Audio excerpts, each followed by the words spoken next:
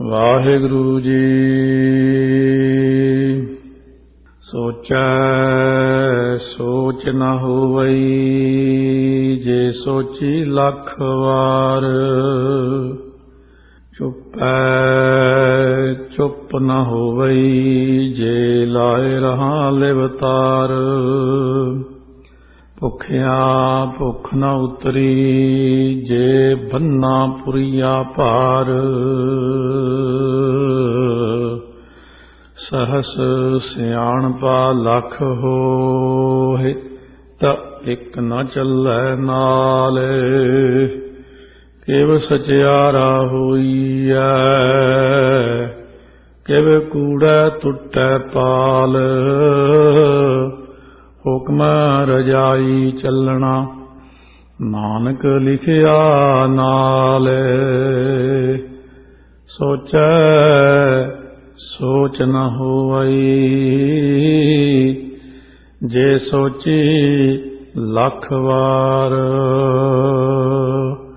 ਵਾਹਿਗੁਰੂ ਜੀ ਕਾ ਖਾਲਸਾ, ਵਾਹਿਗੁਰੂ ਜੀ ਕੀ ਫਤਿਹ। ਧੰਨ ਧੰਨ ਸਾਹਿਬ ਸ੍ਰੀ ਗੁਰੂ ਗ੍ਰੰਥ ਸਾਹਿਬ ਮਹਾਰਾਜ ਦੀ ਪਾਵਨ ਪਵਿੱਤਰ ਹਜ਼ੂਰੀ ਵਿੱਚ ਬਿਰਾਜਮਾਨ ਗੁਰੂ ਰੂਪ ਗੁਰੂ ਖਾਲਸਾ ਸਾਧ ਸੰਗਤ ਜੀ ਅਤੇ ਦੇਸ਼ਾਂ ਵਿਦੇਸ਼ਾਂ ਵਿੱਚ ਕਥਾ ਸ਼ਰਵਣ ਕਰ ਰਹੇ ਧੰਨ ਗੁਰੂ ਨਾਨਕ ਦੇਵ ਸਾਹਿਬ ਮਹਾਰਾਜ ਦੇ, ਧੰਨ ਗੁਰੂ ਗੋਬਿੰਦ ਸਿੰਘ ਸਾਹਿਬ ਮਹਾਰਾਜ ਦੇ ਲਾਲ ਗੁਰਸਿੱਖ ਪਿਆਰੇ, ਆਹੋ ਸੰਤ ਪਿਆਰਿਓ। ਅਕਥ ਕੀ ਕਰਹਿ ਕਹਾਣੀ, ਕਰਹਿ ਕਹਾਣੀ ਅਕਥ ਕੇਰੀ ਕਿਤ ਦੁਆਰਾ ਪਾਈਐ। ਮਹਾਰਾਜ ਦੀ ਅਕਥ ਕਹਾਣੀ ਗੁਰ ਸ਼ਬਦ ਦੁਆਰਾ ਜੋ ਨਿਰੰਕਾਰ ਜੀ ਨੇ ਆਪਾਂ ਨੂੰ ਬਖਸ਼ਿਸ਼ ਕੀਤੀ ਹੈ। ਧੰਨ ਗੁਰੂ ਨਾਨਕ ਦੇਵ ਜੀ ਰੂਪ ਹੋ ਕੇ ਸੰਸਾਰ ਤੇ ਧੁਰ ਕੀ ਬਾਣੀ ਆਈ, ਤਿਨ ਸਗਲੀ ਚਿੰਤ ਮਿਟਾਈ ਦੀ ਦਾਤ ਬਖਸ਼ਿਸ਼ ਕੀਤੀ ਹੈ ਮਹਾਰਾਜ ਨੇ। ਸੋ ਕੱਲ ਸ੍ਰੀ ਜਪਜੀ ਸਾਹਿਬ ਦੀ ਕਥਾ ਪ੍ਰਾਰੰਭ ਹੋਈ ਸੀ। ਮੂਲ ਮੰਤਰ ਦਾ ਸੂਖਮ ਰੂਪ ਦੇ ਵਿੱਚ ਵਿਚਾਰ ਸ਼ਰਵਣ ਕੀਤੇ ਸਨ। ਇੱਕ ਓੰਕਾਰ ਤੋਂ ਲੈ ਕੇ ਨਾਨਕ ਹੋਸੀ ਭੀ ਸੱਚ ਤੱਕ ਕੁੱਲ 60 ਅੱਖਰ ਹੁਣ ਤੱਕ ਆਪਾਂ ਸ਼ਰਵਣ ਕੀਤੇ ਹਨ। 4983 ਅੱਖਰ ਹਨ ਸ੍ਰੀ ਜਪਜੀ ਸਾਹਿਬ ਦੇ, 4983 ਹੀ ਲਗਾ ਮਾਤਰਾ ਹਨ। ਸੋ ਸਤਿਗੁਰੂ ਮਹਾਰਾਜ ਦੀ ਇਹ ਕਥਾ ਸ੍ਰੀ ਜਪਜੀ ਸਾਹਿਬ ਪਹਿਲਾਂ ਬਹੁਤ ਜ਼ਿਆਦਾ ਡੂੰਘਾਈ ਵਿੱਚ ਸੰਗਤ ਸ਼ਰਵਣ ਕਰ ਚੁੱਕੀ ਹੈ ਸੀਡੀਜ਼ ਦੇ ਵਿੱਚ। ਹੁਣ ਸਿਰਫ ਉਤਨੇ ਕੀ ਹੀ ਅਰਥ ਹੋਣਗੇ ਜਿੰਨਾ ਕੁ ਪ੍ਰੇਮੀ ਜਨ ਹਰ ਰੋਜ਼ ਜਪਜੀ ਸਾਹਿਬ ਨੂੰ ਸੁਣਦਿਆਂ ਨਾਲ ਨਾਲ ਵਿਚਾਰ ਸਕਣ। ਇੰਨੇ ਵੀ ਘੱਟ ਅਰਥ ਨਹੀਂ ਹੋਣਗੇ ਕਿ ਬਿਲਕੁਲ ਹੀ ਥੋੜੇ ਹੋਣਗੇ। ਥੋੜਾ ਬਹੁਤ ਅੰਤਰੀਵ ਭਾਵ ਜ਼ਰੂਰ ਨਾਲ ਸੁਣਨਾ ਪਵੇਗਾ, ਕਿਉਂਕਿ ਕਿਸੇ ਵੀ ਬਚਨ ਨੂੰ ਜਦੋਂ ਆਪਾਂ ਕਹਿੰਦੇ ਹਾਂ ਉਹਦੇ ਵਿੱਚ ਅੰਤਰੀ ਭਾਵ ਵੀ ਕਈ ਵਾਰ ਆਉਂਦੇ ਹਨ, ਗੋਝ ਭੇਦ ਕਹਿਣ ਦਾ ਤਰੀਕਾ। ਸੋ ਇਸ ਤਰ੍ਹਾਂ ਸਤਿਗੁਰੂ ਮਹਾਰਾਜ ਨੂੰ ਸਿੱਧਾਂ ਨੇ ਹੁਣ ਪ੍ਰਸ਼ਨ ਜਿਹੜੇ ਕੀਤੇ ਨੇ, 7 ਪ੍ਰਸ਼ਨ ਹਨ। ਉਸ ਪਰਮਾਤਮਾ ਦੀ ਪ੍ਰਾਪਤੀ ਕਿਸ ਤਰ੍ਹਾਂ ਹੁੰਦੀ ਹੈ? ਇੱਕ ਤਾਂ ਪਹਿਲਾ ਦੁਨੀਆ ਇਹ ਕਰਦੀ ਹੈ ਕਿ ਪਵਿੱਤਰਤਾ ਰੱਖਦੀ ਬਹੁਤ ਜ਼ਿਆਦਾ। ਇੱਕ ਉਹ ਲੋਕ ਨੇ ਜਿਹੜੇ ਦੁਨੀਆ ਦੇ ਅੰਦਰ ਅਪਰਸ ਕਹਾਉਂਦੇ ਨੇ। ਸ੍ਰੀ ਸੁਖਮਨੀ ਸਾਹਿਬ ਵਿੱਚ ਇਹ 7 ਹੀ ਅਵਸਥਾ ਕਥਨ ਕੀਤੀਆਂ ਮਹਾਰਾਜ ਨੇ। ਜਿੱਥੇ ਮਹਾਰਾਜ ਨੇ ਬਚਨ ਕੀਤੇ ਨੇ ਅਪਰਸ ਦੇ, ਪਰਤਰੈ ਰੂਪ ਨ ਪੇਖੈ ਨੇਤਰ, ਸਾਧ ਕੀ ਟਹਿਲ ਸੰਤ ਸੰਗ ਹੇਤ, ਉੱਥੇ ਸਮਝਾਇਆ ਅਪਰਸ ਕਿਵੇਂ ਰਹਿਣਾ। ਹੋਰ ਬਹੁਤ ਸਾਰੀਆਂ ਮਹਾਰਾਜ ਨੇ ਪੌੜੀਆਂ ਦੇ ਅੰਦਰ ਵਿਆਖਿਆ ਕੀਤੀ ਹੈ। ਪਹਿਲਾ ਕਰਮ ਹੈ ਪਵਿੱਤਰ ਰਹਿਣ ਨਾਲ ਪ੍ਰਾਪਤੀ ਹੁੰਦੀ ਹੈ ਕਿ ਨਹੀਂ। ਕੀ ਪਰਮੇਸ਼ਰ ਦੀ ਪ੍ਰਾਪਤੀ ਵਿਚਾਰਾਂ ਕਰਨ ਦੇ ਨਾਲ ਹੋ ਜਾਂਦੀ ਹੈ? ਤੀਸਰਾ ਪ੍ਰਸ਼ਨ, ਕੀ ਪਰਮੇਸ਼ਰ ਦਾ ਚਿੰਤਨ ਜੇ ਕਰੀਏ ਤਾਂ ਪ੍ਰਾਪਤੀ ਹੋ ਜਾਂਦੀ ਹੈ? ਵਿਰਾਗ ਧਾਰਨ ਨਾਲ ਪ੍ਰਾਪਤੀ ਹੋ ਜਾਂਦੀ ਹੈ ਕਿ ਜਾਂ ਚੁੱਪ ਰਹਿਣ ਨਾਲ ਕਿ ਮੌਨ ਰੱਖਣ ਨਾਲ ਪ੍ਰਾਪਤੀ ਹੋ ਜਾਂਦੀ ਹੈ, ਕਿ ਜਾਂ ਫਿਰ ਵਰਤ ਆਦਿਕ ਰੱਖਣੇ, ਰੋਟੀ ਛੱਡ ਦੇਣੀ, ਪੱਤੇ ਖਾ ਕੇ ਗੁਜ਼ਾਰਾ ਕਰਨਾ, ਭੁੱਖੇ ਰਹਿਣ ਨਾਲ ਪ੍ਰਾਪਤੀ ਹੋ ਜਾਂਦੀ ਹੈ, ਕਿ ਜਾਂ ਫਿਰ ਬੰਦੇ ਕੋਲ ਹਜ਼ਾਰਾਂ ਪੁਸਤਕਾਂ ਦੀਆਂ ਲੱਖਾਂ ਸਿਆਣਪਾਂ ਹੋਣ, ਕਿ ਉਹਨਾਂ ਨਾਲ ਪ੍ਰਾਪਤੀ ਹੋ ਜਾਂਦੀ ਹੈ। ਹੁਣ ਆਪਣੀ ਇਨਸਾਨੀ ਬੁੱਧੀ ਦੇ ਮੁਤਾਬਕ ਸਿੱਧਾਂ ਨੇ ਪ੍ਰਸ਼ਨ ਕੀਤੇ ਹਨ, ਅਸਲੀਅਤ ਇਹਦੇ ਵਿੱਚ ਨਹੀਂ ਆਈ। ਅਸਲੀਅਤ ਜਿਹੜੀ ਉਹ ਗੁਰੂ ਨਾਨਕ ਦੇਵ ਮਹਾਰਾਜ ਸੱਚੇ ਪਾਤਸ਼ਾਹ ਨੇ ਇਹਨਾਂ ਨੂੰ ਦੱਸਣੀ ਹੈ ਕਿ ਅਸਲ ਵਿੱਚ ਪ੍ਰਾਪਤੀ ਜਿਹੜੀ ਹੁੰਦੀ ਹੈ, ਪ੍ਰਾਪਤੀ ਵਾਹਿਗੁਰੂ ਦੇ ਅਨੁਸਾਰੀ ਹੋ ਕੇ ਚੱਲਣ ਵਿੱਚ ਹੁੰਦੀ ਹੈ। ਹੁਕਮ ਹੈ ਰਜਾਈ ਚੱਲਣਾ। ਰਜਾਈ ਜੋ ਆਗਿਆ ਦੇ ਕਰਨ ਵਾਲਾ ਪਰਮਾਤਮਾ, ਉਹਦੇ ਹੁਕਮ ਦੇ ਵਿੱਚ ਚੱਲਣਾ। ਭਾਈ ਨਾਨਕ ਲਿਖਿਆ ਨਾਲ ਹੈ। ਜਿਹੜਾ ਹੁਕਮ ਹਰੇਕ ਦੇ ਮਸਤਕ ਦੇ ਉੱਤੇ ਨਾਲ ਹੀ ਹਰੇਕ ਦੇ ਕਰਮ ਲਿਖੇ ਹੁੰਦੇ ਨੇ। ਜੇ ਇਨਸਾਨ ਆਪਣੇ ਉਹਨਾਂ ਲਿਖੇ ਹੋਏ ਕਰਮਾਂ ਨੂੰ ਸਮਝ ਲਵੇ, ਜਦੋਂ ਘਾਟਾ ਪਿਆ ਤਾਂ ਵੀ ਇਹ ਲੇਖ ਹੈ, ਜਦੋਂ ਵਾਧਾ ਹੋਇਆ ਤਾਂ ਵੀ ਉਹ ਲੇਖ ਹੈ, ਜਦੋਂ ਕੋਈ ਕਸ਼ਟ ਆਇਆ ਤਾਂ ਵੀ ਉਹ ਲੇਖ ਲਿਖਿਆ ਹੀ ਹੋਇਆ ਮਸਤਕ ਤੇ। ਸੋ ਲਿਖੇ ਹੋਏ ਲੇਖਾਂ ਦੇ ਅਨੁਸਾਰ ਜੀਵ ਸੰਸਾਰ ਦੇ ਅੰਦਰ ਵਿਚਰਦੇ ਨੇ। ਮਹਾਰਾਜ ਫਰਮਾਉਂਦੇ ਨੇ, ਰੇ ਮਨ ਲੇਖੈ ਚਾਲੈ, ਲੇਖੈ ਬੈਸੈ, ਲੇਖੈ ਲੈਂਦਾ ਸਾਹਾ। ਕਿਉਂਕਿ ਮਨੁੱਖ ਜਿੰਨਾ ਤੁਰਦਾ ਵੀ ਹੈ, ਇਹ ਵੀ ਲਿਖਿਆ ਹੋਇਆ, ਇੰਨੇ ਕਦਮ ਤੁਰਨਾ ਹੈ, ਇੰਨਾ ਚਿਰ ਇਹਨੇ ਬੈਠਣਾ ਹੈ ਇੱਥੇ, ਇੰਨਾ ਚਿਰ ਇਹਨੇ ਸਾਹ ਲੈਣੇ ਨੇ। ਇਹ ਬੜੀਆਂ ਡੂੰਘੀਆਂ ਚੀਜ਼ਾਂ ਨੇ। ਵਿਚਾਰ ਕੇ ਦੇਖੀਏ, ਇਹਨਾਂ ਗੱਲਾਂ ਦੇ ਅੰਦਰ ਜੇ ਚੱਲ ਪਈਏ, ਫਿਰ ਆਪਾਂ ਨੂੰ ਨਾ ਤਾਂ ਗੁੱਸਾ ਆਵੇਗਾ ਕਿਸੇ ਤੇ, ਨਾ ਹੀ ਹਉਮੈ ਹੋਵੇਗੀ। ਜੋ ਕਰਾਉਣਾ ਸੋ ਕਰਮ ਪਰਮਾਤਮਾ ਨੇ। ਮਹਾਰਾਜ ਕਹਿੰਦੇ ਨੇ, ਉਹਦੇ ਹੁਕਮ ਨੂੰ ਬੁੱਝ ਲਈਏ ਤੇ ਹੁਕਮ ਅਨੁਸਾਰ ਹੋ ਕੇ ਚੱਲ ਪਈਏ ਤਾਂ ਫਿਰ ਇਨਸਾਨ ਨੂੰ ਕਿਸੇ ਉੱਤੇ ਗੁੱਸਾ ਨਹੀਂ ਆਉਂਦਾ। ਦੱਦਾ ਦੋਸ਼ ਨਾ ਦੇਊ ਕਿਸੇ, ਦੋਸ਼ ਕਰਮਾਂ ਆਪਣੇ, ਜੋ ਮੈਂ ਕੀਆ ਸੋ ਮੈਂ ਪਾਇਆ, ਦੋਸ਼ ਨਾ ਦੀਜੈ ਅਵਰ ਜਨਾ। ਸੋ ਮਹਾਰਾਜ ਫਰਮਾਉਂਦੇ ਹਨ, ਸੋਚੈ ਸੋਚ ਨਾ ਹੋਵਈ, ਜੇ ਸੋਚੀ ਲੱਖ ਵਾਰ। ਚੱਚੇ ਨੂੰ ਸਿਹਾਰੀ, ਸੋਚੇ ਭਾਵ ਪਵਿੱਤਰਤਾ। ਬਾਹਰੋਂ ਜਿਹੜੀ ਸਰੀਰਕ ਪਵਿੱਤਰਤਾ ਕਰਨ ਨਾਲ ਪਰਮੇਸ਼ਰ ਸੰਬੰਧੀ ਜਿਹੜੀ ਪਵਿੱਤਰਤਾ ਪ੍ਰਾਪਤ ਨਹੀਂ ਹੁੰਦੀ, ਕਿਉਂਕਿ ਬਾਹਰਲੀ ਪਵਿੱਤਰਤਾ ਤੇ ਅੰਦਰਲੀ ਪਵਿੱਤਰਤਾ ਦਾ ਫਰਕ ਹੈ। ਜੇ ਭਾਵੇਂ ਬਾਹਰਲੀ ਪਵਿੱਤਰਤਾ ਲੱਖਾਂ ਵੇਰੀ ਕਰਦਾ ਰਹੇ, ਜੇ ਸੋਚੀ ਲੱਖ ਵਾਰ। ਮਹਾਰਾਜ ਕਹਿੰਦੇ, ਇਹ ਸਰੀਰ ਨੂੰ ਕਿੰਨਾ ਹੀ ਤੁਸੀਂ ਧੋ ਲਓਗੇ, ਕਿੰਨਾ ਹੀ ਧੋ ਲਓਗੇ, ਇਹ ਫੇਰ ਅਪਵਿੱਤਰ ਹੀ ਹੁੰਦਾ। ਬਾਹਰ ਧੋਤੀ ਤੁੰਬੜੀ, ਅੰਦਰ ਵਿਸ ਨਿਕੋਰ। ਬਾਹਰੋਂ ਜਿੰਨਾ ਮਰਜ਼ੀ ਆਪਾਂ ਇਸ਼ਨਾਨ ਕਰਦੇ ਹਾਂ, ਪਰ ਸਤਿਗੁਰੂ ਨੇ ਇਸ ਚੀਜ਼ ਦਾ ਖੁਲਾਸਾ ਕੀਤਾ, ਕਰ ਇਸ਼ਨਾਨ। ਇੰਨੇ ਨਾਲ ਗੱਲ ਨਹੀਂ ਬਣਨੀ, ਸਿਮਰ ਪ੍ਰਭ ਆਪਣਾ। ਇਸ਼ਨਾਨ ਨਾਲ ਮਨ ਪਵਿੱਤਰ ਨਹੀਂ ਹੁੰਦਾ। ਮਹਾਰਾਜ ਕਹਿੰਦੇ ਨੇ, ਬਾਣੀ ਪੜ੍ਹਨ ਨਾਲ ਮਨ ਪਵਿੱਤਰ ਹੁੰਦਾ, ਸਿਮਰਨ ਕਰਨ ਨਾਲ ਮਨ ਪਵਿੱਤਰ ਹੁੰਦਾ। ਮਨ ਤਨ ਭਏ ਅਰੋਗਾ। ਤਨ ਅਰੋਗ ਹੁੰਦਾ ਇਸ਼ਨਾਨ ਕਰਨ ਨਾਲ, ਤੇ ਮਨ ਹੁੰਦਾ ਬਾਣੀ ਦੇ ਨਾਲ। ਸੋ ਇਸ ਕਰਕੇ ਲੱਖਾਂ ਵਾਰੀ ਵੀ ਜੇ ਸੋਚੀ ਜਾਈਏ ਜਾਂ ਪਵਿੱਤਰਤਾ ਕਰ ਲਈਏ ਸਰੀਰ ਦੀ, ਮਹਾਰਾਜ ਕਹਿੰਦੇ, ਤਨ ਧੋਤਾ ਮਨ ਹੱਛਾ ਨਾ ਹੋਏ। ਸਰੀਰ ਧੋਣ ਨਾਲ ਇਕੱਲਾ ਜੇ ਮਨ ਹੱਛਾ ਹੁੰਦਾ, ਲੋਕੀ 12-12 ਸਾਲ ਪਾਣੀ ਵਿੱਚ ਖੜਦੇ ਨੇ, ਫਿਰ ਤਾਂ ਉਹ ਸਭ ਤੋਂ ਜ਼ਿਆਦਾ ਪਵਿੱਤਰ ਹੋ ਜਾਂਦੇ। ਫਿਰ ਤਾਂ ਪਾਣੀ ਵਿੱਚ ਰਹਿਣ ਵਾਲੀ 42 ਲੱਖ ਜੂਨ ਹੈ, ਉਹ ਸਾਰੀ ਪਵਿੱਤਰ ਮੰਨੀ ਜਾਂਦੀ। ਇਸ ਕਰਕੇ ਇੱਕ ਤਾਂ ਬਾਹਰਲੀ ਪਵਿੱਤਰਤਾ ਜਦ ਜ਼ਿਕਰ ਆਇਆ, ਦੂਸਰਾ ਇਹਦੇ ਵਿੱਚ ਅੰਤਰੀਵ ਭਾਵ ਆਇਆ। ਬਾਹਰੋਂ ਜਿਹੜੀ ਹੈ ਨਾ, ਸੋਚਿਆ ਤੋਂ ਭਾਵ ਵਿਚਾਰ ਕਰਨ ਦੇ ਨਾਲ ਪਰਮੇਸ਼ਰ ਦੇ ਸੰਬੰਧ ਵਿੱਚ ਜਿਹੜੀ ਅੰਦਰ ਵਿਚਾਰ ਨਹੀਂ ਹੁੰਦੀ। ਜਦੋਂ ਤੱਕ ਅੰਤਹਿਕਰਨ ਸ਼ੁੱਧ ਨਹੀਂ ਹੁੰਦਾ, ਜੇ ਭਾਵੇਂ ਬਾਹਰ ਹੁਣ ਕੋਈ ਕਰਦਾ ਹੈ, ਮਹਾਰਾਜ ਕਹਿੰਦੇ, ਕੋਈ ਗਾਵੈ ਰਾਗੀ ਨਾਦੀ ਬੇਦੀ, ਬਹੁ ਭਾਂਤ ਕਰ ਨਹੀਂ ਹਰ ਹਰ ਭੀਜੈ, ਰਾਮ ਰਾਜੇ ਜਿਨ੍ਹਾਂ ਅੰਤਰ ਕਪਟ ਵਿਕਾਰ ਹੈ, ਤਿਨਾਂ ਰੋਏ ਕਿਆ ਕੀਜੈ। ਬਾਹਰਲੇ ਬਹੁਤ ਸਾਰੇ ਲੋਕ ਵਿਚਾਰ ਦੀ ਗੱਲ ਹੈ ਕਿ ਗੁਰਾਂ ਨੇ ਜੋ ਕਿਹਾ, ਕੋਈ ਗਾਵੈ ਰਾਗੀ ਨਾਦੀ ਬੇਦੀ ਬਹੁ ਭਾਂਤ ਕਰ। ਬਾਹਰ ਆਪਾਂ ਕਿੰਨੇ ਪਾਠੀ ਦੇਖਦੇ ਹਾਂ, ਕਿੰਨੇ ਰਾਗੀ ਦੇਖਦੇ ਹਾਂ, ਕਿੰਨੇ ਬਾਣੀ ਪੜ੍ਹਨ ਵਾਲੇ ਲੋਕ ਦੇਖਦੇ ਹਾਂ। ਉਹ ਬਾਹਰਲੇ ਮੁੱਖ ਨਾਲ ਬੋਲ ਕੇ ਜਿਹੜਾ ਇੱਕ ਅੰਦਰ ਮੁੱਖ ਹੈ, ਮਨ ਸਾਚਾ ਮੁੱਖ ਸਾਚਾ ਸੋਏ। ਇਹ ਮਨ ਦੇ ਅੰਦਰ ਇੱਕ ਮੂੰਹ ਅੰਦਰ ਹੈ, ਇੱਕ ਮੂੰਹ ਬਾਹਰ ਹੈ। ਆਪਾਂ ਬਾਹਰਲੇ ਮੂੰਹ ਨਾਲ ਤਾਂ ਵਾਹਿਗੁਰੂ ਕਿਹਾ, ਪਰ ਮਨ ਦੇ ਨਾਲ ਵਾਹਿਗੁਰੂ ਨਾ ਕਹਿਣ ਕਰਕੇ ਮਨ ਪਵਿੱਤਰ ਨਾ ਹੋਇਆ। ਸਤਿਗੁਰੂ ਜੀ ਕਹਿੰਦੇ, ਪਵਿੱਤ ਹੋਏ ਸੇਜਨਾ ਜਿਨੀ ਹਰ ਧਿਆਇਆ, ਹਰ ਧਿਆਇਆ ਪਵਿੱਤ ਹੋਏ ਗੁਰਮੁਖ ਜਿਨੀ ਧਿਆਇਆ। ਪਵਿੱਤ ਮਾਤਾ ਪਿਤਾ ਕੁਟੰਬ ਸਹਿ ਸਿਉ ਪਵਿੱਤ ਸੰਗਤ ਸਬਾਈਆ। ਕਹਿੰਦੇ, ਪਵਿੱਤ ਸੁਣਦੇ ਪਵਿੱਤ ਸੇ ਪਵਿੱਤ ਜਿਨੀ ਮਨ ਵਸਾਇਆ, ਕਹਿ ਨਾਨਕ ਸੇ ਪਵਿੱਤ ਜਿਨੀ ਗੁਰਮੁਖ ਹਰ ਹਰ ਧਿਆਇਆ। इस तरह सतगुरु महाराज जी ने वचन किया कि बाहर जिहड़ा अंदर आत्म चिंतन करना है, चिंतन नहीं हुंदा बाहरले चिंतन नाल। बाहरला चिंतन किवें हुंदा? बाहर भावें आपां 12 घंटे अखां मीच के बैठे रहिए, ये बाहरला चिंतन है, पर मन दीयां अखां तो सारी दुनिया नूं फेर भी देख रहीआं, मन तो बाहर चलिया गया। देखण नूं महाराज कहंदे आंट सेती नाग पकड़ै ठगण को संसार, बग ज्यों लाए बहै नित ध्याना। बगले की तरह समाधि लाउण नाल कोई अंदर समाधि नहीं है। इस तरह दो दो चीज़ां हन, जे बाहरले साडे माता पिता वखरे ने जिन्हां तो आपां पैदा होए, बिंदी औलाद, नादी औलाद, नाद तो शब्द तो वाहिगुरू जी का खालसा वाहिगुरू जी की फतेह तो पैदा होए आपां, वो आपां कलगीधर महाराज की औलाद हां।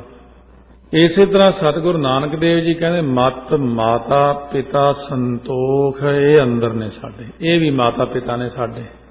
एक सतगुरु ने कहा काल पुरख है पिता हमारा, दैव काल का मात हमारी, वो कुदरत नूं माता कहा। इस तरह जिंदगी अंदर आपां देखते हैं कि माता ते पिता का दर्जा किन्नियां कु मिलिया। सतगुरु महाराज कहते ने बाहरले अखां बंद करके लोकां नूं चिंतन कर करके दिखाउणा, समाधियां लाउणियां, उहदे नाल अंदरली समाध नहीं लग सकदी। हुण एक हुंदा सोचना, विराग करना, विराग की गल सुन के घड़ी दी घड़ी विराग हुंदा, थोड़ा चिर विराग धारण करन नाल परमेश्वर संबंधी विराग की प्राप्ति नहीं हुंदी, भावें लखां वारी विराग धारण करके दिखावे, क्योंकि एक विराग साडे बाहर है, एक अंदर। महापुरख दस्या करते सी 9 तरह का विराग है। सब तो वड्डा विराग है तर तीबर तर तम बैराग, जो एक बार हो गया सो हो गया। कहते कई बारी कई जथे विच भी सिंह देखे सी महापुरख, कहते इन्हां ने जदों किसी ने चोला लेना हुंदा, मेरे कोलों कोई जुत्ती लैनी है, जिहड़ा फिर चोले का पाटिया पासा वो दिखा के कोल दी लंघी जाना, कदे इधर जाना, इधर भी चोला पुछ लैणगे आपे पाटिया होया। देखण वाला कहूगा बड़ा विरागी विचारा, त्यागी बड़ा। असल विच लोग विराग जां त्याग दिखावे दा इसलिए करदे कि लोग उहनूं कुछ माया दे देण, कुछ कपड़ा लीड़ा। महाराज ने पहली पंक्ति दे इन्ने जवाब दिते ने कि सोचै सोच न होवई जे सोची लख वार। ना तो बाहरली पवित्रता, ना बाहरली विचार, ना बाहरला चिंतन, ना बाहरला विराग, ये अंदर नहीं करते करन। इस करके आपां अंदर नूं समझीए। जदों तक अपना अंदरों नहीं ना आपां एक्टिवेट हुंदे, बाहर जिन्ना मर्जी तुसीं करी जाओ, बाहरली क्रिया नाल अंदरली क्रिया दा कोई फिर संबंध नहीं है। जदों भी कर ली है बाहरली ते अंदरली क्रिया करनी है। बाहरों इशनान, अंदरों नाम, बाहरों विचार करके अंदर मन दे नाल विचार, बाहरला चिंतन ते अंदरला चिंतन इकट्ठा होवे। जे वैराग धारण कीता तो अंदरों भी नाल वैराग होवे। सो इस करके महाराज कहते ने ये पवित्रता जिहड़ी है किसी काम नहीं, बाहरली पवित्रता। कहण लगे महाराज जे हुण कोई बंदा मौनी हो जावे, मौन रख के बैठ जावे, किसी नाल गल ना करे, तो फिर तो प्राप्ति हो जाती होनी परमात्मा दी। महाराज सच्चे पातशाह कहण लगे चुप चुप ना होवई। सतगुरु कहते बाहरों चुप करन नाल अंदरों मन तो नहीं चुप हुंदा। वॉल्यूम घटा दो किसी भी चीज़ का, अंदरों तो चल ही रहा वो। वॉल्यूम घटाउण नाल की हुंदा किसी चीज़ का? बंदे ने अपना वॉल्यूम बंद कर दिता, जबान बंद कर लई, समाधि ला के बैठ गया। बड़े बड़े मौनी होए ने दुनिया ते, मौनी होए बैठा कांति हिरदै कल्पन गाठा।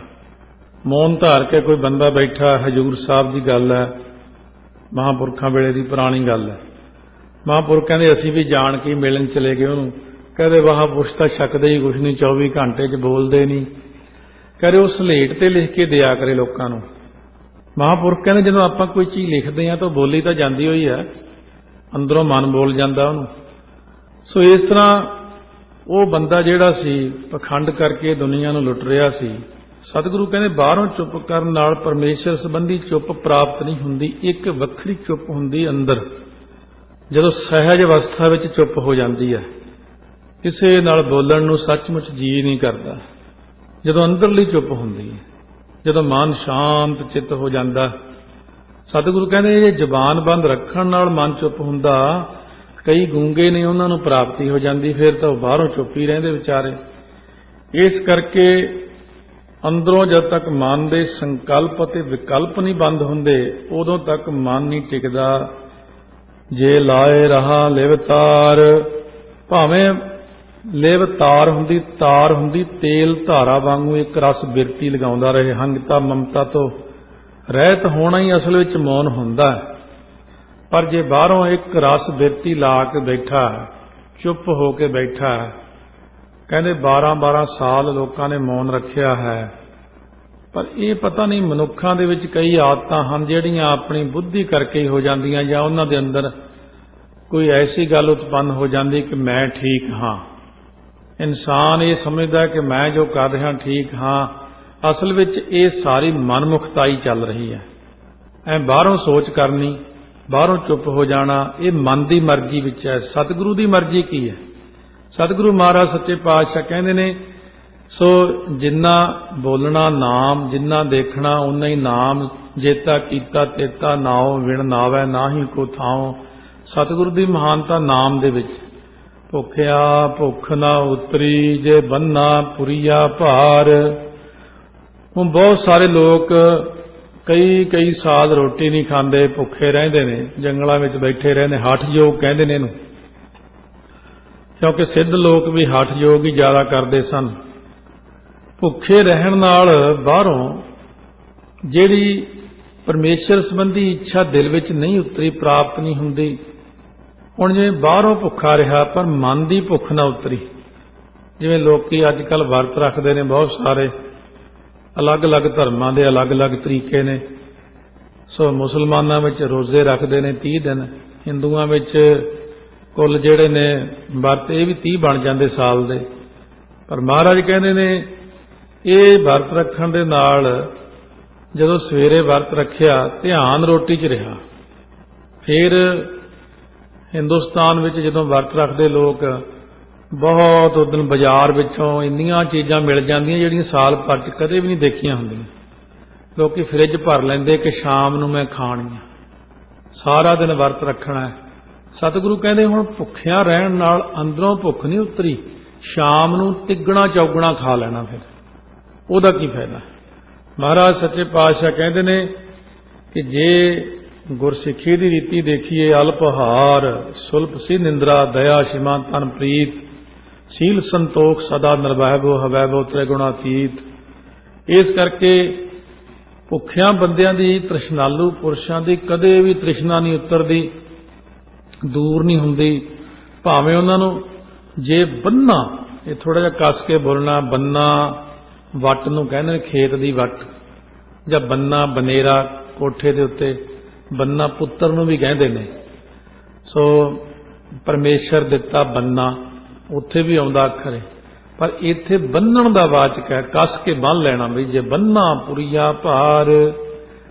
ਹੁਣ ਪੁਰੀਆਂ ਜਿਹੜੀਆਂ ਨੇ ਸਾਰੀਆਂ ਹੀ ਪੁਰੀਆਂ, ਭਾਵੇਂ 9 ਖੰਡ ਤੇ ਧਰਤੀ ਦੀ ਸਾਰੀ ਪ੍ਰਾਪਰਟੀ ਉਹਨੂੰ ਦੇ ਦਿਓ, ਹੀਰੇ ਮੋਤੀ ਜਵਾਹਰਾਤ ਆਦਿਕ ਸਾਰੇ ਦੇ ਦਿਓ।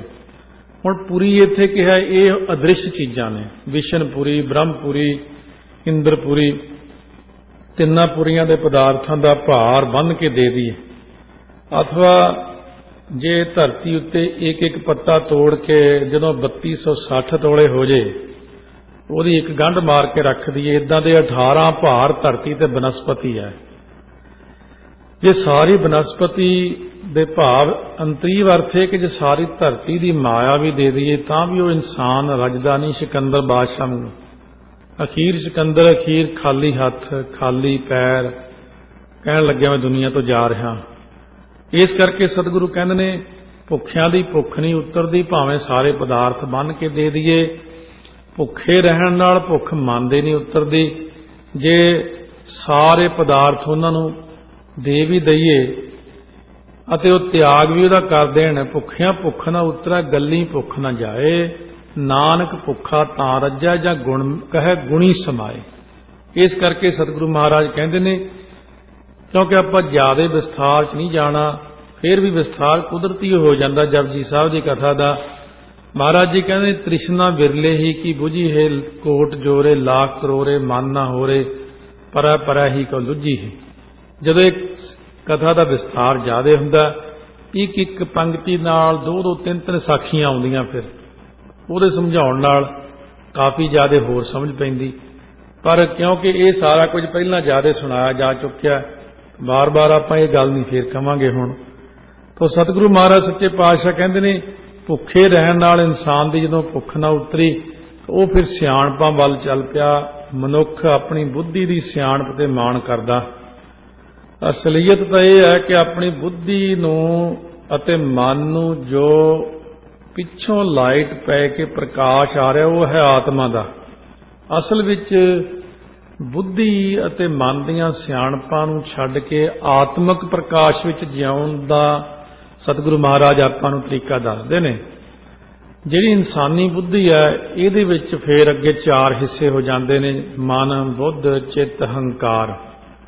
इहदे च हंकार भी है। बुद्धि च कुदरती गल है हंकार है अते जिहड़ी आत्मक लाइट है इस तो उपर जाके उहदे ते कोई कोई वरतदा है। हुण सतगुरु महाराज कहने सियाणप जिहड़ी संसार दे लोग वरतदे ने सिद्धां विच सियाणप बहुत सी दुनिया दे अंदर बहुत ज्यादा सियाणे सियाणे होए ने पर महाराज कहने भगत बिना बहु डूबे सियाने सहस सियाणपा लख होए। ससा हाहा ससा मुक्ता ही है इस करके सहस कहण दा ज्यादा नहीं सहस सियाणपा। बिंदी की लोड़ उदों पैंदी है जदों देखिया अर्थ का अनर्थ हो चलिया। सियाणपा का मतलब पता ही है इस करके बहुत लोड़ पैण ते बिंदी की वरतों की जाती है। बिंदियां वालियां ने अपना जोर लाया काफ़ी इत्थे बिंदी वो इन्नियां ओवर बिंदियां हो गई कि हुण उन्हां दे वड्डे जिहड़े सारे रोंदे ने कहने बिंदियां लाउणियां इवें ही शुरू कीतियां। मेरे नाल विचार चली कोई उन्हां दा बहुत सीनियर बंदा सी बिंदियां वालियां दा कहण लग्गिया भी गल तां तुहाडी ठीक है बिंदी लाउणी नहीं चाहिदी जिथे लोड़ होवे। कहने हुण साडे जिहड़े बंदे बिंदियां लाउण वाले ट्रेंड कीते ने कहने इन्हां इन्नियां बिंदियां लातियां जिहदी लोड़ ही नहीं सी सानूं। कहने इन्ना अनर्थ हो गया हर पंक्ति गलत पढ़ी जिन्हें सोचै सोचना होवई ये सोची लख वार ये बंदा गुणगुणा हुंदा क्यों बना दी सारी बिंदियां ला ला के अपनियां कीतियां गलतियां दे उत्ते आप ही पछतावा करते ने। रह रास दे दोहरे कटते दसम दे हुण आप ही रोंदे ने कहंदे ये तां होंद ही मुक चली। महाराज ने तां सारे दोहरे विच पाए सी ताकि इहदी होंद बनी रहे। इस करके बहुत सारियां गलतियां दा हुण आप ही पछतावा लग जाता। सब जो पिछों चलिया सी उही रहन दिंदे फिर कोई ज़्यादा संकट नहीं सी आउणा आपां नूं। हुण उन्नी अपणियां पाईयां होईयां मुसीबतां आपां नूं ही परेशान करदियां ने। इतिहास नाल गुरबाणी नाल अर्थां नाल रहत मर्यादा नाल छेड़छाड़ करन ते आपां नूं ही तकलीफ होनी है। जो गुर कहे सोई भल मानो 1699 विच जो फैसला गुरां ने कीता उही ठीक सी सब तो सोहना फैसला सी। ਉਹਦੇ ਵਿੱਚ बुद्धि की सियाणप मनुख ने अपनी वाड़ दिती लिया। इसे करके मनुख परेशान हुंदा अपनी सियाणप दे नाल। हुण महाराज कहते परमेश्वर की प्राप्ति विच भी लोगों ने अपनियां सियाणपां वरतियां। बाहरलियां चाहे हज़ारां लखां सियाणपां होण महाराज ने तो पहली वचन करता जे 100 चंदा उगवह सूरज चढ़ै हजार इते चानण होंदियां गुर बिन घोर अंधार। आ तो थोड़ियां सियाणपां कईयां उत्थे तो ज्यादा कईयां ने। जे 100 चंदा उगवह 100 चंद्रमा जिन्ना चानण हो जाए वेदां शास्त्रां दा सियाणपां इन्नियां ज्यादा हो जाण सूरज चढ़े हजारां सूरज जिहड़े हन ज्ञानवान जिहड़े सिर्फ बुद्धि की सियाणप वाले ज्ञानवान ने वो भी हो जाण इकट्ठे धन गुरु नानक साहब तो बिना नेरा ही है। फिर भी अंदर नहीं चानण हो सकता। तां भी परमेश्वर संबंधी जिहड़ी सियाणप है ना सियाणप नाल एक भी दूजी सियाणप नहीं चलती। चाहे हज़ारां लखां सियाणपां भी होण तां भावी नाल एक सियाणप नहीं चलती होनी जिहड़ी हुंदी है। सो इस करके सतगुरु कहंदे सिद्धो सियाणपां ਵਰਤਨ ਦੇ ਨਾਲ ਆਪਾਂ ਸਿਆਣੇ ਨਹੀਂ ਹੋ ਸਕਦੇ, ਕਿਉਂਕਿ ਸਹਿਸ ਸਿਆਣਪ ਪਵੈ ਨ ਤਾਓ। ਮਨੁੱਖ ਆਪਣੇ ਮਨ ਦੀ ਬੁੱਧੀ ਦੀ ਸਿਆਣਪ ਵਰਤਦਾ ਹੈ। ਜਦੋਂ ਸਾਰੀ ਜ਼ਿੰਦਗੀ ਲੰਘ ਜਾਂਦੀ ਹੈ ਨਾ, ਸੋ ਮਸਕੀਨ ਜੀ ਨੇ ਸਾਰੀ ਜ਼ਿੰਦਗੀ ਕਥਾ ਕੀਤੀ, ਅੰਤਮ 2 ਸਾਲਾਂ ਤੇ ਜਦੋਂ ਆਏ ਨਾ, ਫਿਰ ਕਹਿਣ ਲੱਗੇ ਸਾਰੀ ਜ਼ਿੰਦਗੀ ਐਵੇਂ ਹੀ ਗਵਾ ਲਈ। ਮੈਂ ਜਿਹੜੀਆਂ ਚੀਜ਼ਾਂ ਨੂੰ ਸਮਝਦਾ ਸੀ, ਲੋਕਾਂ ਦੇ ਮਗਰ ਲੱਗ ਕੇ ਆਪਣੀ ਬੁੱਧੀ ਕਰਕੇ ਵੀ ਹੁੰਦੀਆਂ ਨਹੀਂ, ਐ ਨਹੀਂ ਹੁੰਦਾ, ਕਹਿੰਦੇ ਹੁਣ ਸਟੇਜ ਤੇ ਮੇਰੇ ਨਾਲ ਬੈਠੇ ਹੁੰਦੇ ਨੇ। ਲੋਕਾਂ ਨੇ ਦੱਸਿਆ, ਮਸਕੀਨ ਜੀ ਤੁਹਾਡੇ ਨਾਲ ਕੋਈ ਸਿੰਘ ਬੈਠੇ ਹੁੰਦੇ ਨੇ, ਇੱਕ ਇੱਧਰ ਬੈਠਾ ਹੁੰਦਾ। ਕਹਿੰਦੇ ਮੇਰੇ ਨਾਲ ਦੇ ਨੂੰ ਮੈਂ ਕਿਹਾ ਵੀ ਤੂੰ ਦੇਖੀ ਕਿਤੇ ਲੋਕ ਮੈਨੂੰ ਉਹੀ ਤਾਂ ਨਹੀਂ ਕਹਿੰਦੇ। ਕਹਿੰਦੇ ਮੇਰੇ ਨਾਲ ਦਾ ਵੀ ਕਹਿੰਦਾ ਹਾਂ ਜੀ ਤੁਹਾਡੇ ਨਾਲ ਤੇ ਸਿੰਘ ਬੈਠੇ ਹੁੰਦੇ, ਤੁਸੀਂ ਕਥਾ ਕਰਦੇ ਹੋ।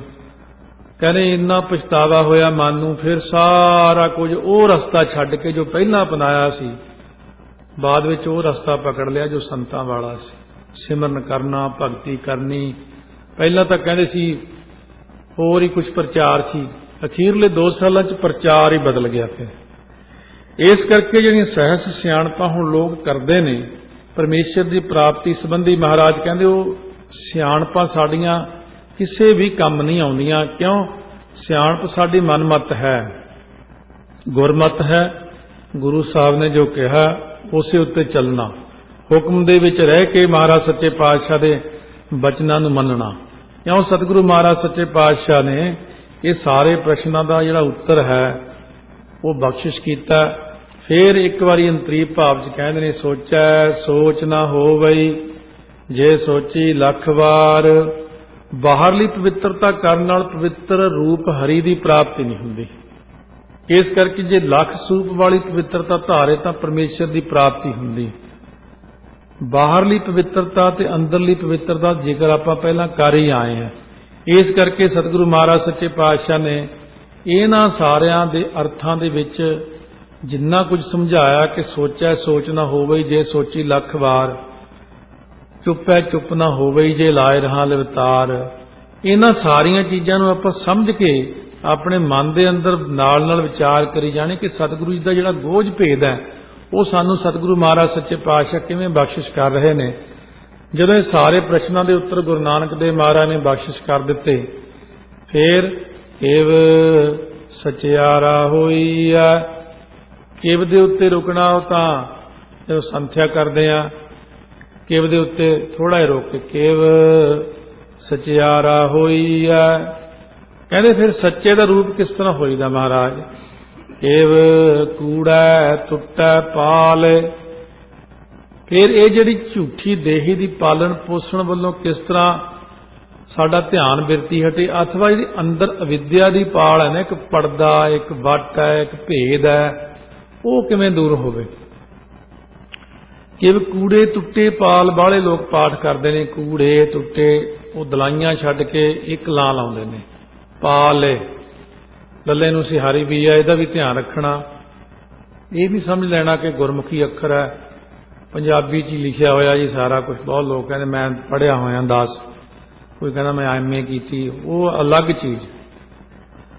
ਗੁਰਬਾਣੀ ਵਿਆਕਰਣ ਅਨੁਸਾਰ ਵੀ ਹੈ ਤੇ ਬਾਹਰ ਵੀ ਹੈ ਹੋਣ ਕਰਕੇ ਸਿਹਾਰੀਆਂ ਬਿਹਾਰੀਆਂ ਦਾ, ਲਾਂ ਦਲਾਂ ਦਾ, ਔਂਕੜ ਦਲੈਂਕੜ ਦਾ ਚੰਗੀ ਤਰ੍ਹਾਂ ਗਿਆਨ ਲੈ ਲੈਣਾ ਚਾਹੀਦਾ।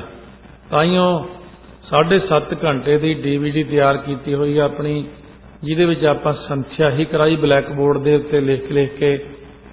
ਮਹਾਰਾਜ ਸੱਚੇ ਪਾਤਸ਼ਾਹ ਕਹਿੰਦੇ ਕਿਵ ਸਚਿਆਰਾ ਹੋਈ ਹੈ, ਸਿੱਧ ਕਹਿੰਦੇ ਨੇ। ਹੁਣ ਮਹਾਰਾਜ ਜੀ ਕਿਵੇਂ ਸੱਚ ਦੀ ਪ੍ਰਾਪਤੀ ਵਾਲੇ ਹੋਈਏ? ਮਹਾਰਾਜ ਕਹਿੰਦੇ ਨੇ ਭਾਈ ਉਹ ਸਾਰੇ ਸਾਧਨ ਛੱਡ ਕੇ ਇੱਕ ਕਰਮ ਕਰ ਲਓ, ਹੁਕਮ ਰਜਾਈ ਚੱਲਣਾ। ਰਜਾਈ ਕੌਣ ਹੈ? ਰਜਾਈ ਪ੍ਰਮਾਤਮਾ ਜੋ ਰਜਾ ਦੇ ਚਲਾਉਣ ਵਾਲਾ ਹੈ, ਹੁਕਮ ਦੇ ਕਰਨ ਵਾਲਾ ਹੈ। ਪ੍ਰਮਾਤਮਾ ਦੇ ਹੁਕਮ ਅੰਦਰ ਚੱਲਣ ਕਰਕੇ ਹੀ ਸੱਚ ਰੂਪ ਹੋਈਦਾ। ਹੁਕਮ ਹੈ ਰਜਾਈ ਚੱਲਣਾ। ਵੇਦਾਂ ਸ਼ਾਸਤਰਾਂ ਦੇ ਅਸਲੀ ਸਿਧਾਂਤ ਅਨੁਸਾਰ ਜੋ ਚੱਲਣਾ ਹੈ, ਇਹੀ ਪ੍ਰਮਾਤਮਾ ਦਾ ਹੁਕਮ ਮੰਨਣਾ ਹੈ। ਕਈ ਚੀਜ਼ਾਂ ਐਸੀਆਂ ਆਉਣਗੀਆਂ ਜਿਹੜੀਆਂ ਆਪਾਂ ਕਹਾਂਗੇ ਵੀ ਅਸੀਂ ਵੇਦਾਂ ਸ਼ਾਸਤਰਾਂ ਅਨੁਸਾਰ ਕਿਉਂ ਚੱਲੀਏ। ਉਦੋਂ ਗੁਰੂ ਗ੍ਰੰਥ ਸਾਹਿਬ ਦੀ ਰਚਨਾ ਨਹੀਂ ਸੀ ਹੋਈ ਹਲੇ। ਇਹ ਤਾਂ ਪਹਿਲੀ ਪੌੜੀ ਹੈ ਹਲੇ ਜਪਜੀ ਸਾਹਿਬ ਦੀ। ਸਿੱਧਾਂ ਨੂੰ ਸਮਝਾਉਣ ਲਈ ਮਹਾਰਾਜ ਨੇ ਉਹਨਾਂ ਨੂੰ ਉਹਨਾਂ ਦੇ ਢੰਗ ਨਾਲ ਉਹਨਾਂ ਦੇ ਗ੍ਰੰਥਾਂ ਅਨੁਸਾਰ ਵੀ ਗਿਆਨ ਦੇਣਾ। ਕਿਉਂਕਿ ਜਦੋਂ ਆਪਾਂ ਦੂਜੇ ਨੂੰ ਦੂਜੇ ਦੇ ਧਰਮ ਦਾ ਗਿਆਨ ਦੇ ਰਹੇ ਹੁੰਦੇ ਆ ਤਾਂ ਆਪਾਂ ਉਹਨੂੰ ਉਹਦੇ ਅੱਖਰ ਵਰਤ ਕੇ ਗਿਆਨ ਦਿੰਦੇ ਆ। ਇਸ ਕਰਕੇ ਬਹੁਤ ਸਾਰੇ ਲੋਕ ਸਮਝਦੇ ਨੇ ਮਹਾਰਾਜ ਨੇ ਆਹ ਚੀਜ਼ ਕਿਉਂ ਲਿਖੀ। ਜਿਹੜਾ ਗੁਰਸਿੱਖਾਂ ਪ੍ਰਤੀ ਗਿਆਨ ਦਿੱਤਾ ਉਹ ਡਾਇਰੈਕਟ ਗਿਆਨ ਹੁੰਦਾ, ਜਿਵੇਂ ਕਰ ਇਸ਼ਨਾਨ ਸਿਮਰਨ ਪ੍ਰਭ ਆਪਣਾ ਜਾਂ ਗੁਰ ਸਤਿਗੁਰ ਕਾ ਜੋ ਸਿੱਖ ਖਾਏ ਸੋ ਭਲਕੇ ਉਠਰ ਨਾਮ ਧਿਆਵੈ, ਇਹਦੇ ਵਿੱਚ ਆਪਾਂ ਨੂੰ ਸਿੱਧਾ ਗਿਆਨ ਦਿੱਤਾ ਹੋਇਆ। ਕਈ ਚੀਜ਼ਾਂ ਐਸੀਆਂ ਜੇ ਦੂਜੇ ਦੇ ਧਰਮ ਦੇ ਅਨੁਸਾਰ ਉਹਨੂੰ ਗਿਆਨ ਦੇਣਾ ਤਾਂ ਉਹਨੂੰ ਉਸ ਧਰਮ ਦੇ ਅਨੁਸਾਰ ਦੱਸਣਾ। ਤਾਂ ਮਹਾਰਾਜ ਕਹਿੰਦੇ ਨੇ ਕਿ ਹੁਕਮ ਦੇ ਵਿੱਚ ਚੱਲਦੇ ਹੋਏ ਆਪਣੇ ਜੀਵਨ ਨੂੰ ਬਤੀਤ ਕਰਨਾ ਇਹ ਸਾਰਿਆਂ ਦੇ ਮਸਤਕ ਦੇ ਉੱਤੇ ਨਾਲ ਹੀ ਲਿਖਿਆ ਹੋਇਆ। ਹੁਕਮ ਰਜਾਈ ਚੱਲਣਾ, ਪਰਮਾਤਮਾ ਚਾਹੇ ਦੁੱਖ ਦੇਵੇ ਚਾਹੇ ਸੁੱਖ ਦੇਵੇ, ਜੀਵ ਨੂੰ ਚਾਹੀਦਾ ਉਹਦੇ ਹੁਕਮ ਦੇ ਅੰਦਰ ਰਾਜੀ ਰਹਿ ਕੇ ਪ੍ਰਸੰਨ ਹੋ ਕੇ ਚੱਲਣਾ ਕਰੇ। ਦੁੱਖਾਂ ਵਿੱਚ ਘਬਰਾਵੇ ਨਾ, ਸੁੱਖਾਂ ਵਿੱਚ ਆਕੜੇ ਨਾ। ਪਰਮਾਤਮਾ ਪਾਸੋਂ ਸਭ ਕੁਝ ਠੀਕ ਹੋ ਜਾਂਦਾ, ਫਿਰ ਸੱਚੇ ਹੋ ਜਾਈਦਾ। ਹਾਂ ਠੀਕ ਹੈ। ਤਾਂ ਸਤਿਗੁਰੂ ਮਹਾਰਾਜ ਕਹਿੰਦੇ ਨਾਨਕ ਲਿਖਿਆ ਨਾਲ। ਧੰਨ ਗੁਰੂ ਨਾਨਕ ਦੇਵ ਜੀ ਫਰਮਾਉਂਦੇ ਸਿੱਧੋ ਵੇਦਾਂ ਸ਼ਾਸਤਰਾਂ ਵਿੱਚ ਜੋ ਨਾਲ ਹੈ ਨਾ ਪ੍ਰਣਾਲਿਕਾ ਲਿਖੀ ਹੋਈ ਆ, ਉਸ ਅਨੁਸਾਰ ਚੱਲ ਕੇ ਵਿਦਿਆ ਦੀ ਵੱਟ ਦੂਰ ਹੋ ਸਕਦੀ ਹੈ। ਪ੍ਰਣਾਲਿਕਾ ਉਹਨਾਂ ਨੂੰ ਦੱਸੀ, ਉਹਦੇ ਵਿੱਚ ਕੁਝ ਫਾਇਦਾ ਆਪਾਂ ਨੂੰ ਵੀ ਹੋ ਜਾਂਦਾ। ਜਿਵੇਂ ਅੰਤःਕਰਨ ਵਿੱਚ 3 ਦੋਸ਼ ਨੇ, ਮਲ, ਵਿਖੇਪ ਤੇ ਆਵਰਨ। ਮਲ ਜਿਹੜੀ ਮਲ ਅੰਦਰ ਮਨ ਨੂੰ ਲੱਗਦੀ ਹੈ, ਵਿਖੇਪ ਜਿਹੜਾ ਆਪਾਂ ਨੂੰ ਵੱਖੋ ਵੱਖਰਾ ਸਾਰਾ ਕੁਝ ਦਿਖਦਾ। ਨਾਮਦੇਵ ਭਗਤ ਜੀ ਨੂੰ ਸਾਰਾ ਕੁਝ ਇੱਕੋ ਹੀ ਦਿਖਦਾ ਸੀ। ਇਸੇ ਤਰ੍ਹਾਂ ਆਵਰਨ ਹੁੰਦਾ ਪਰਦਾ, ਮਤ ਤੇ ਪਰਦਾ ਪੈ ਗਿਆ ਫਲਾਣੇ ਦੇ। ਹੁਣ ਮਹਾਰਾਜ ਕਹਿੰਦੇ ਨਿਸ਼ਕਾਮ ਕਰਮ ਜਿਹੜੇ ਨੇ ਇਹਨਾਂ ਦੇ ਕਰਨ ਨਾਲ ਮਲ ਦੋਸ਼ ਦੂਰ ਹੁੰਦਾ। ਉਹਨਾਂ ਦੀ ਬਿਰਤੀ ਵਿੱਚ ਉਹਨਾਂ ਨੂੰ ਨਾਲ ਇਹ ਚ ਆਪਾਂ ਨੂੰ ਫਾਇਦਾ। ਆਪਣੇ ਨਿਸ਼ਕਾਮ ਕਰਮ ਕਿਹੜੇ ਨੇ? ਆਪਾਂ ਨੇ ਜਿਹੜਾ ਵੀ ਕਰਮ ਕਰਨਾ, ਜੇ ਬਾਣੀ ਪੜ੍ਹਨੀ ਨਿਸ਼ਕਾਮ, ਸੇਵਾ ਕਰਨੀ ਨਿਸ਼ਕਾਮ, ਕੋਈ ਦਾਨ ਕਰਨਾ ਨਿਸ਼ਕਾਮ, ਇਹਦੇ ਨਾਲ ਅੰਦਰੋਂ ਦੋਸ਼ ਦੂਰ ਹੋ ਜਾਂਦਾ ਮੈਲ ਦਾ। ਜਦੋਂ ਆਪਾਂ ਕਾਮਨਾ ਕਰਕੇ ਕੋਈ ਸੇਵਾ ਕਰਦੇ ਹਾਂ, ਕਾਮਨਾ ਕਰਕੇ ਬਾਣੀ ਪੜ੍ਹਦੇ ਹਾਂ, ਕਾਮਨਾ ਕਰਕੇ ਦਾਨ ਕਰਦੇ ਹਾਂ, ਉਹਦੇ ਨਾਲ ਉਲਟਾ ਫੇਰ ਮੈਲ ਲੱਗ ਜਾਂਦੀ ਹੈ। ਇਸ ਕਰਕੇ ਮਹਾਰਾਜ ਕਹਿੰਦੇ ਨੇ ਕਾਮਨਾ ਕਰਕੇ ਕੋਈ ਕਰਮ ਨਾ ਕਰੋ। ਬ੍ਰਹਮ ਗਿਆਨੀ ਬਾਰੇ 10ਵੇਂ ਪਾਤਸ਼ਾਹ ਨੂੰ ਪੁੱਛਿਆ ਬ੍ਰਹਮ ਗਿਆਨ ਦੀ ਸਥਿਤੀ ਕੀ ਹੈ, ਅਵਸਥਾ ਕੀ ਹੈ? ਮਹਾਰਾਜ ਸੱਚੇ ਪਾਤਸ਼ਾਹ ਕਹਿੰਦੇ ਕਰ ਜਗ ਕੋਟਕ ਨਹੀਂ ਪੁੰਨ ਕੋ, ਹਨੈ ਵਿਪਰ ਕੇਤੇ ਨਹੀਂ ਪਾਪ ਕੋ। 10ਵੇਂ ਪਾਤਸ਼ਾਹ ਕਹਿੰਦੇ ਜੇ ਬ੍ਰਹਮ ਗਿਆਨੀ ਕਰੋੜਾਂ ਜਗ ਕਰ ਦੇਵੇ ਉਹਨੂੰ ਪੁੰਨ ਨਹੀਂ ਲੱਗਦਾ ਉਹਦਾ, ਕਿਉਂਕਿ ਉਹ ਹਉਮੈ ਸਹਿਤ ਨਹੀਂ ਕਰਦਾ। ਕਿਉਂਕਿ ਬ੍ਰਹਮ ਗਿਆਨੀ ਨਿਸ਼ਕਾਮ ਕਰਮ ਕਰਦਾ ਹੋਣ ਕਰਕੇ ਉਹਨੂੰ ਉਹਦਾ ਪੁੰਨ ਹੀ ਨਹੀਂ ਲੱਗਦਾ, ਕਿਉਂਕਿ ਪੁੰਨੀ ਪਾਪੀ ਆਖਣ ਨਾ ਇਹ ਨਾਮ ਜਪਣ ਵਾਲੇ ਦੀ ਅਵਸਥਾ। ਹਨੈ ਵਿਪਰ ਕੇਤੇ ਨਹੀਂ ਪਾਪ ਕੋ, ਭਾਵੇਂ ਉਹ ਕਹਿੰਦੇ ਹਜ਼ਾਰਾਂ ਲੱਖਾਂ ਕਰੋੜਾਂ ਵੀ ਬੰਦਿਆਂ ਨੂੰ ਮਾਰ ਦੇਵੇ ਨਾ, ਪਰਮੇਸ਼ਰ ਦੇ ਦਰ ਤੇ ਉਹ ਗੁਨਾਹਗਾਰ ਨਹੀਂ ਹੁੰਦਾ, ਕਿਉਂਕਿ ਉਹਨੇ ਉਹ ਹਉਮੈ ਵਿੱਚ ਨਹੀਂ ਕਰਮ ਕੀਤਾ। ਇਹ ਬੜੀ ਵੱਡੀ ਅਵਸਥਾ ਹੈ, ਸਧਾਰਨ ਵਿਅਕਤੀ ਦੀ ਗੱਲ ਨਹੀਂ ਚੱਲਦੀ ਹੁਣ ਇੱਥੇ। ਵਿਖੇਪ ਜਿਹੜਾ ਹੈ ਨਾ, ਉਪਾਸਨਾ ਕਰਨ ਦੇ ਨਾਲ ਵਿਖੇਪ ਦੋਸ਼ ਦੂਰ ਹੁੰਦਾ ਕਹਿੰਦੇ। ਹੁਣ ਜੇ ਆਪਾਂ ਉਪਾਸਨਾ ਕਰਦੇ ਪਰਮਾਤਮਾ ਦੀ ਕਥਾ ਕੀਰਤਨ ਸ਼ਰਵਣ ਕਰਨਾ, ਬਾਣੀ ਪੜ੍ਹਨੀ, ਸਿਮਰਨ ਕਰਨਾ, ਨਿਸ਼ਕਾਮ ਹੋ ਕੇ ਕਰਮ ਕਰ ਰਹੇ ਹਾਂ, ਵਿਖੇਪ ਕੀ ਹੁੰਦਾ? ਜਿਹੜਾ ਦਿਖਦਾ ਦੂਜਾਪੁਣਾ, ਦਜੈਗੀ ਹੈ, ਇਹ ਮੇਰਾ ਹੈ, ਇਹ ਤੇਰਾ ਹੈ, ਆਪਣਾ ਹੈ, ਬਗਾਨਾ ਹੈ, ਦੋਸਤ ਹੈ, ਦੁਸ਼ਮਣ ਹੈ, ਇਹ ਬੰਦਾ ਹੈ, ਇਹ ਬਜ਼ੁਰਗ ਹੈ, ਇਹ ਬੱਚਾ ਹੈ, ਇਸਤਰੀ ਹੈ, ਪਸ਼ੂ ਹੈ, ਪੰਛੀ ਹੈ, ਦਰਖਤ ਹੈ। ਹੁਣ ਆਪਾਂ ਨੂੰ ਇਹ ਸਾਰੇ ਅਲੱਗ-ਅਲੱਗ ਦਿਖਦੇ ਨੇ। ਇਹ ਵਿਖੇਪਤਾ ਹੁੰਦੀ ਹੈ। ਉਪਾਸਨਾ ਦੁਆਰਾ ਵਿਖੇਪਤਾ दूर होके तू तू करता तू हुआ मुझ में रहा ना हूं, जब हम होते तब तू नाही, अब तू ही मैं नाही। विक्षेपता दूर होगी भगत रविदास जी की जदों। आवरण तीसरी मैल है। फिर कहते ने वैराग विवेक खट संपति मोख इच्छा सहित होके श्रवण मनन अध्यासन करके तत्वंग दा शोधन करे तां ब्रह्म ज्ञान हुंदा। इसे नूं प्रणालिका कथन करते ने। ਇਹਦੇ ਕਰਨ ਨਾਲ ਅਵਿਦਿਆ ਦਾ ਪਰਦਾ ਦੂਰ ਹੋ ਜਾਂਦਾ। ਤਾਂ ਸਤਿਗੁਰੂ ਮਹਾਰਾਜ ਨੇ ਆਪਾਂ ਨੂੰ ਜਿਹੜੀ ਪ੍ਰਣਾਲਿਕਾ ਗੁਰਬਾਣੀ 'ਚ ਕਥਨ ਕੀਤੀ ਹੈ वो है चौथे पातशाह ने महला चौथा उच्चारण करके गुर सतगुर का जो सिख अखाए अपनी प्रणालिका है। ये द्वारा आपां मल बखेप आवरण नूं दूर कर सकते हैं। सो भलके उठर नाम ते आवे, उद्यम करे भलके प्रभाती, स्नान करे अमृतसर नहावै। उपदेश गुरु हर हर जप जापै, सब किलविक पाप दोख लह जावै।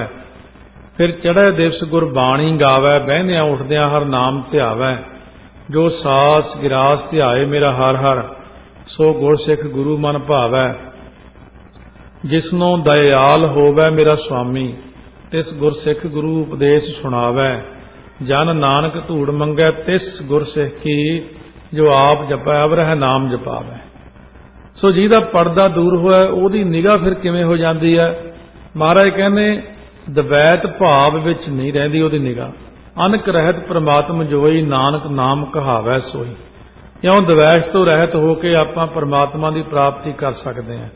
सो इस तरह सोचै सोच ना होवई तो लैके नानक लिखिया नाल तक इस पौड़ी विच 102 अखर आए ने। कुल 60 मिला के मूल मंत्र दे कुल 162 अखर होए ने हुण तक। इस तरह भी ज्ञान नाल चंगा हुंदा। ये जनरल नॉलेज हुंदी। इहदे वास्ते आम लोग कई बार पुछ लैंदे ने कि महामंत्र 33 बार जिवें आया, कई 10 भी दिंदे आप नूं गुरप्रसाद तक 522 वारी 100 सो जो उच्चारण कीता एक ओंकार सतगुर प्रसाद। एक ओंकार सतनाम गुरप्रसाद 2 वारी आया। एक ओंकार सतनाम करता पुरख गुरप्रसाद 9 वारी आया। ऐसियां चीज़ां जनरल नॉलेज याद रखनी चाहिए। 5,500 वारी हर हर अखर ही लिखिया महाराज ने। ये सारे अखरां की बख्शिश की है।